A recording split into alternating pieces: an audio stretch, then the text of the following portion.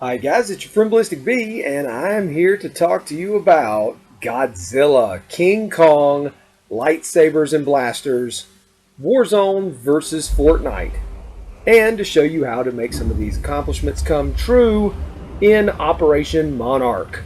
So, Warzone has now released King Kong and Godzilla into the map, and you can get each of these wonderful prizes if you shoot at them a whole lot. Now, the bigger the gun, the better, because you're going to inflict more damage. And I'm going to show you some places that you can go and what you can do in order to achieve this amazing prize, a ancient-looking rifle that looks to be, I don't know, made of dinosaur flesh? I'm not sure. Anyway, the bottom line is they're trying to up their game, and you got to give them credit for that. Now, whether or not they realized it well is the question.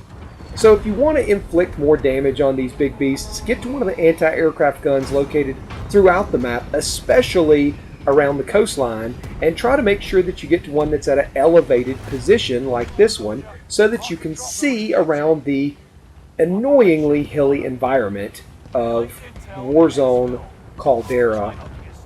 When you launch out of the plane, go directly to the anti-aircraft weapon, and remember, if you're going for Godzilla and you're on the shoreline like I am here, Godzilla will head fake you and go to the left in the beginning and then track back to the right as the match begins, just as he did here. So I set up at his original position, the one he was in when I first saw him and the match actually began.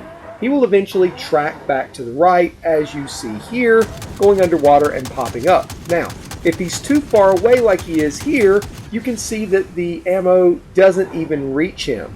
You have to wait for him to get a little closer, as he is now, and when he pops back up, you're free to start taking him out. Now, these guns are going to overheat in a second. As you can see, you have the cooling off period, then you can fire them again. Just keep your finger on the trigger the entire time, and they'll fire just as soon as they cool off, and you won't waste any time.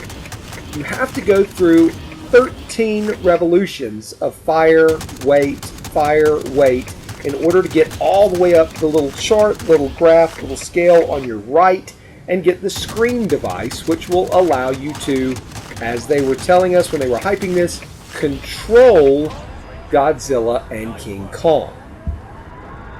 Now, we'll talk more about how we actually control them in a minute, but what you need to know is as you're shooting Godzilla or King Kong, all of the different things you're accomplishing on the right are not things that you have to stop in order to get or keep.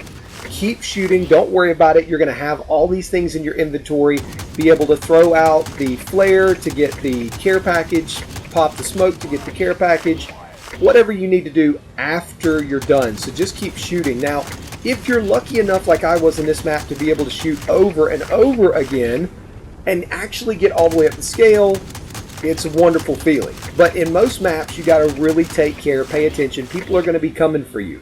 If there are planes or helicopters overhead, shoot at them. Take a second to try to knock them out of the sky, because they're going to try to shoot at you or jump out of the planes and jump down on your position and take the gun from you. Again, this thing inflicts a lot more damage than any other weapon that you can use in the game, and it fires more consistently. And when you get it at an elevated position like this, especially with Godzilla, you can shoot him for long periods of time. Now I've got the Scream device. I'm going to get down to a safe spot and immediately launch it, hoping that if somebody's coming for the gun, they may not see me. As I launch it, you can see, unfortunately, it is just essentially a bombing run. With all the hype for this coming up, I thought we would have a chance to actually control the Titans. Step on people, throw rocks, smash them with our hands, use our stinky heat ray breath that you're about to see here in a second from Godzilla. There it is. And actually be able to direct it for at least a few periods of time, a few minutes, a few seconds. Very similar to what it was to be in a Juggernaut, for example. That would have been a great way to control these beasts, but instead we just get a glorified bombing run that hits absolutely no one, because again, with the bombing runs, it gives notice to everybody in the bombing area, gives them a chance to run laterally out of the way and get to safety. So you do all that work essentially just for the accomplishments, and it is kind of fun to see massive monsters roaming around the Warzone map. But that is it. Now, you may have noticed that I'm actually going up the second Scream device scale, trying to get 2 of these things in a row and booking it in a nearby vehicle to try to get to the next anti-aircraft gun and finish off the list. Now, remember, if you get to an anti-aircraft gun, you're trying to get to Kong, take care to make sure that you get to one near a vehicle. Kong jumps all around the map, and because of the hilly terrain, he's very difficult to sight in consistently with the anti-aircraft gun, and it's going to take you a lot longer to get that accomplishment, especially if you don't have a vehicle to kind of chase him around the map.